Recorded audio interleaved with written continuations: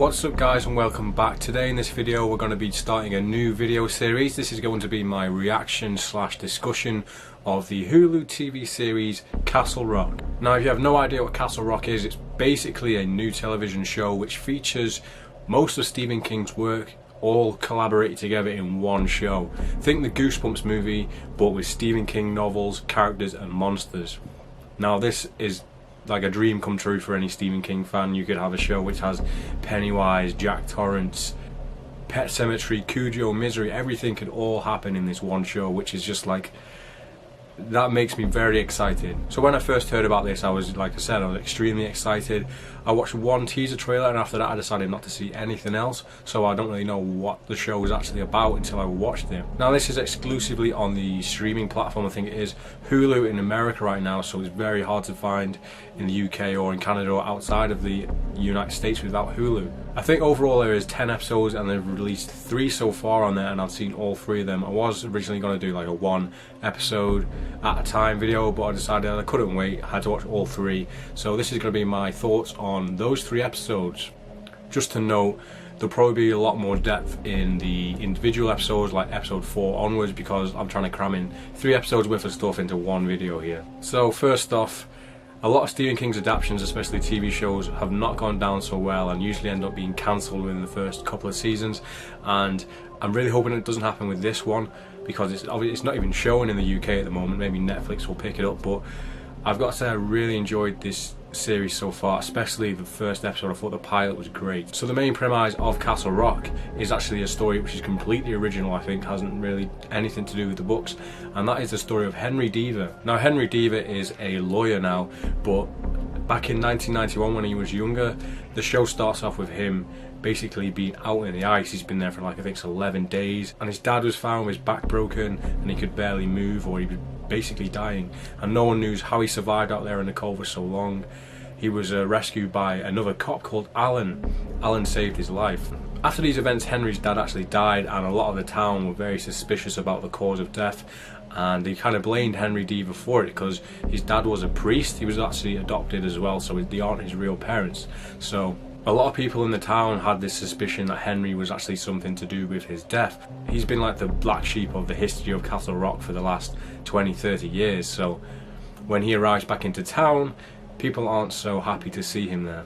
And the reasons for why he's back in the town are to do with Shawshank Prison. Yes, Shawshank Prison from the amazing movie Shawshank Redemption features in this, and what it is about, the old warden, played by Terry O'Quinn from Lost, he has a secret, and in the beginning of the show, he kills himself. He's the old warden, it's his last day before retirement, and he puts a noose around his neck, ties it to a tree and drives off a cliff in his car, just dismembering him. And we find out that the secret he's been keeping is that he has had someone locked up in this old abandoned block of the prison in Shawshank. He's had this guy caged there for who knows, maybe 20 years, 30 years. We don't know how old this character is. The character is being played by Bill Skarsgård. If you're familiar with the film It, you'll know he's the one who plays Pennywise. So this is quite an interesting take on having Bill in 2 of Stephen King's properties. We don't know a lot about his character at all. He doesn't seem to have a name, and he can't really talk either, so that's one of the big mysteries of this show, just who this guy is. Just from looking at him and the things we've heard from Lacey, played by Terry O'Quinn, and Alan as well, they all have this secret about the boy and they seem to think he's evil. So one theory I have is he could potentially be a young Randall Flagg who is just getting to know this world, which would be honestly be amazing to see Randall Flagg, especially played by Bill Skarsgård, because we know he can play such a creepy character. So that is one of the biggest mysteries in the show so far. Obviously we're only 3 episodes in, so he could be anyone. He could be a vampire. He looks like a vampire. He's so like skinny and pale. He could potentially be someone from Salem's Lot. While we're talking about Salem's Lot, I want to say the opening credits to this show are so cool. It basically has all the different pages and scriptures and notes and quotes from Stephen King's books. So we see things from Salem's Lot, Cujo, The Shining, It, and plenty more that I probably haven't noticed, but just the fact that they're in the credit sequence gives me hope that they are going to surface in the show at some point. Also, we have a character, this one's potentially a little bit on the nose, but there is a girl who's in this like a Bible group. I think she's there to help herself out. I'm not sure what her demons or issues are, but she is called Jackie Torrance. Yes, a female with the same name as Jack Torrance from The Shining. So this was a little bit too far, in my opinion, as far as Easter eggs go. They could have gave her a different name and just left Torrance. But we'll see where her character goes and how she is related to the Torrance family, if so at all. With Bill Skarsgård's character, the only words he actually mentions in the first episode is Henry Deaver. He wants Henry Deaver, who is now a lawyer, which has been told to him by the recently deceased Warden Lacey. So he kind of wants him to have a lawyer and get out of there. Whereas the people who work at Shawshank are trying to just erase him from memory so people will never find out that Shawshank has been holding some mute guy in the basement for like 20 years. There's also another interesting character in the show called Molly Strand. I'm not sure if she's any relation or characters in any of Stephen King's works, but she is a girl with some kind of hidden powers. We don't really get to see this until the third episode, but she seems like she has some form of telekinesis. She can actually like hear people's thoughts, and she can actually feel people's physical pain. At one point, Henry across the road, they're actually neighbours. This is when they're kids. He's lighting a pumpkin and he burns his finger, and she's so locked onto him because she's like sort of obsessed with him. She feels his pain. And in another scene where the boy's gone missing and the police are actually investigating into Molly Strand's house just to find out what they know, because they know that he's friends with Molly, and she's breathing cold air. She's freezing cold because she feels the feelings that's going through Henry Deaver when he's out there in the snow. So she can basically feel people's emotions and actual feelings. So I'm not sure if this works vice versa, because one of the big reveals is that Henry Deaver's father was actually killed by Molly Strand. She snuck into his house and took his respirator off him when he was still recovering from whatever happened to him. And one thing that I was thinking about in this scene is that we see that Henry has a bit of hatred towards his father. In one scene he's actually burning a videotape, says "fuck you dad." I'm not going to say anything, but you think if it's a priest and there's a videotape, there's just some sort of connotation that there's something illegal on there, which might not be very pleasant for kids, especially Henry Deaver. So he has a hatred for his father, and I was sort of thinking when she was killing him that possibly she was absorbing his feelings at that moment, and maybe he did it through her body, which would be quite a cool twist. Considering this is a show that's supposed to focus on a lot of different elements from Stephen King's books, I find it quite weird that we haven't seen actually not much at all. 3 episodes in, I think the second episode was the most heavily focused, when we saw like there was like a dead dog buried in the garden, which apparently went a bit crazy, and we saw news clippings in a case file that had to do with Cujo, about a dog going wild in Castle Rock. So there's a possibility that this dog that's buried is Cujo maybe, and also the fact that it's buried and dead. Could we be seeing some Pet Cemetery elements here? We're going to see a zombie dog come back. Another mystery here is about Warden Deaver's head. They never found his head after he crashed off the cliff, and in the end of the second episode we see his head has been buried in the dirt, so we don't know who's done this or how it got there, and is there any relevance to his head being kept captive? Is he going to be some kind of Frankenstein monster? Are you going to find a way to bring him back as like some mixed mash body? I don't know.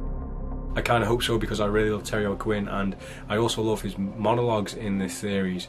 Because he dies in the first 5 minutes of the show, I was a bit gutted, but we actually do get to see flashbacks of him, because he seems to be very pivotal in the role of keeping this boy safe and locked away, because he knows that he is a bad omen, and from what he's been told by his god is that this guy should never be let out. And that's exactly what's probably going to happen. The cinematography is great all around. The first episode, the pilots are normally always a bit more professional than the other episodes, but I felt the pilot looked stunning, especially like all the ice and all the detail. It was very like high fidelity. Yeah, there's this one really creepy scene where Molly Strand, she actually needs to take these drugs to suppress her feelings, and her drug dealer's run out, so she goes to this other drug dealer she's heard about. And so she goes to get the drugs from this guy, and he is holding some weird ass court room with these children with paper mache masks, which looks creepy as shit, and they're all discussing murder cases, and I don't know what's going on with that story, but I want to know more, because that was some creepy shit, and I don't know what this cult of kids is capable of. It seems like it's all fun and games, or are they actually talking about the truth? Have they actually killed someone, or have they been trained in court cases how to get out of jail time? I love the character of Henry Deaver. He seems very like complex, and he feels like he has a big burden on his head. Before he took the case in Castle Rock, he was a death row defendant lawyer, and all of his cases have failed. Every one of them have died, and we have some kind of touching moments in the pilot where he's talking to one of the victims who's just lost the case, and it's very hard to watch. This guy has like failed so many times at doing a good job, but there's just no way you can get out of these people dying on death row, and it shows. He seems like he's a bit of a worn down character, and I really like that about him. But when he's being professional, he's also very suave, and he's quite funny as well.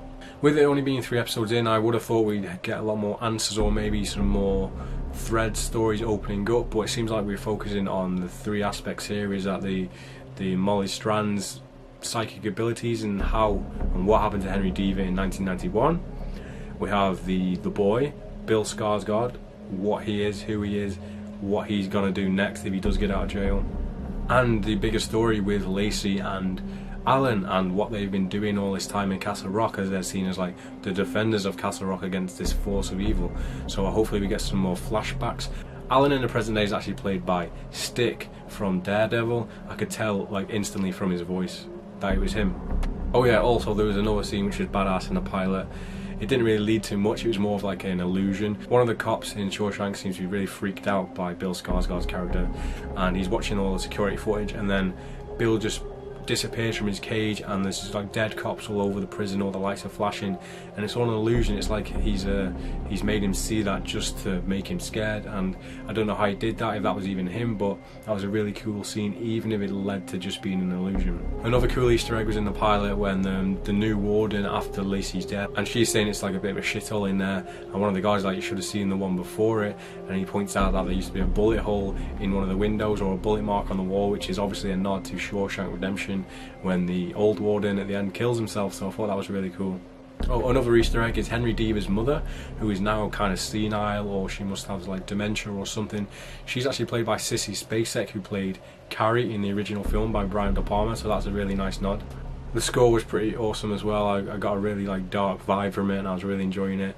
That's all I've really got to say about these 3 episodes. There's a lot to take in and a lot to talk about, but hopefully in the next episode we're going to get a bit more of an in-depth discussion and talk about theories and Easter eggs and spoilers. I hope you've enjoyed my review of Castle Rock Season 1, Episode 1, 2 and 3.